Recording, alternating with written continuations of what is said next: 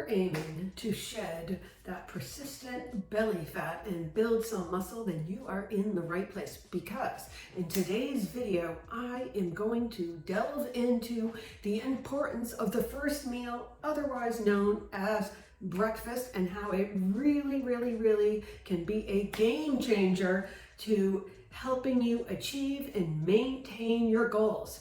I am going to tell you what foods you need to include, the ones to avoid, and when to do it.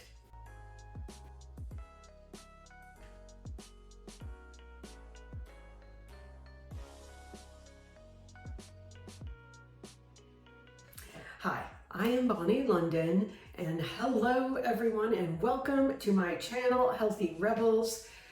After I discovered the solutions to my own weight and health struggles, it has become my personal mission to provide you with simple, easy to implement strategies so that you can maintain your preferred weight and, of course, optimal health. Now, if you are new here, please be sure to hit that subscribe button, the bell icon, so you don't miss out any of my weekly little tricks and tidbits. Okay, let's dive into the first topic: what to eat for breakfast. If it is your goal to lose, again, that belly fat and build muscle, number one on the hit parade, I gotta tell you, protein, protein, protein.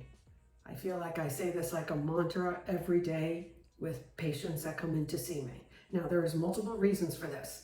Okay, number one is something called the anabolic response. And that has to do with the fact that we need to consume not just protein, but the amino acids that are contained in the protein in the right amount and the right ratio in order to trigger something called the anabolic response, which has to do with building muscle, which of course is critical also, because it is more muscle we have, the more metabolically active tissue we have, and that, in kind of a backwards way, is also going to help you with the belly fat. Number two on the list, eating protein in the morning meal, is also going to help you keep satiated the longest. It has been shown that protein may be the most satiating of all of the macronutrients. So if you're not getting all the protein you need, it could lead to being hungrier later in the day. And along those lines, protein also helps keep the blood sugar stable the longest, which definitely helps with your energy level, but also, again, with the hunger. And then finally, bonus, protein, actually just eating it in and of itself boosts your metabolism. That is right, because protein is actually used for the structure of our cells, and it is not for the energy.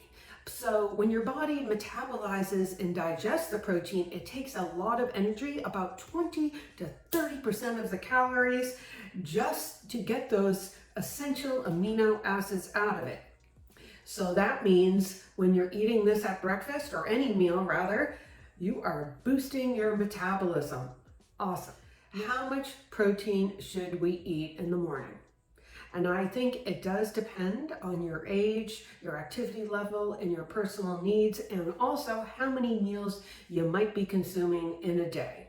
But basically, the science does agree that roughly 30 grams is what is required to have all those benefits that I was discussing. And certainly you can go upwards to 40, but somewhere around 40 to 50 grams of protein at a meal is probably the limit to what your body is able to utilize at one time. So what are some good examples of 30 to 40 grams of protein? Well, certainly I would say eggs. They're one of the most perfect foods, but just so you're aware, an egg may only have 6 grams of protein. But if you get a bigger jumbo, maybe 3 eggs, or I have a lot of people making omelets and using a combination of whole eggs and egg whites, just as an idea. And then another great breakfast, which can appeal to no matter what your diet is doing a smoothie so that you could use whey protein, which is an excellent protein source containing all of the aminos in the right ratios. And also vegan, you could do a pea protein, or instead of eggs, certainly we could do a tofu scramble, but be aware that not all protein is created equal. So we really do want to take a look at the ones that contain the best amount of essential aminos that we need to make everything happen. The other macronutrient that you want to be sure to include at breakfast as well might be some sources of healthy fat, because these definitely will also go together to help keeping you satiated throughout the day. So I happen to love like smoked salmon, which would be a good one with some healthy omega-3s. But certainly, coconut oil or MCT oil I have people doing can help with the metabolism, and avocado, just not on the toast, sadly. But also, I'm going to say that we also want to be sure to avoid those really dangerous seed oils that actually slow our metabolism. So that means when you go out to the breakfast, you really don't want to do the home fries, not just because of the potatoes, but because of what they are cooking it in. Now, finally, at breakfast, we also want to include some good sources of fiber. So certainly doing a vegetable omelet, including a lot of vegetables, awesome. Berries, cherries, etc. Those would all be great ideas of things to add and balance out your breakfast meal and get you going for the day. Now I want to talk about what you should avoid eating at that first meal of the day. And this has to do with something called their circadian rhythm, or otherwise known as like this internal clock that really plays an important role of nutrition, of when we should eat and what we should eat. And because this circadian rhythm actually regulates many functions, including the release of hormones.